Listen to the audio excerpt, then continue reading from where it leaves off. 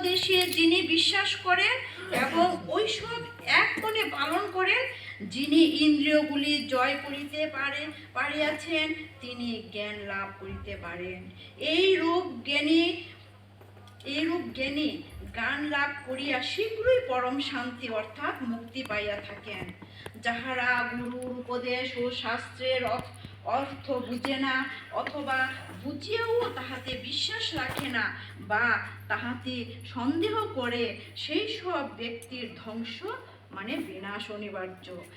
যে শাস্ত্রে ও গুরুর উপদেশে সন্দেহ করে, তাহার এলোক পরলোক মানে কোনো লোক সুখ ভোগও হইতে পারে না। হে অর্জুন, ঈশ্বরের আরাধনা করিয়া যিনি সকল কর্মের ফল ভগবানে সঁপিয়া দিয়াছেন এবং জ্ঞানের বলে যাহার সকল সন্দেহ দূর হইয়া গিয়াছে, যিনি সর্বদা সতর্ক, এইরূপ লোককে পাপ ও পুণ্য কোনো কিছুই মানে জন্ম মৃত্যুর বাঁধনে বাঁধিতে পারে না। হে অর্জুন, এই সন্দেহ জন্মে অজ্ঞান হইতে।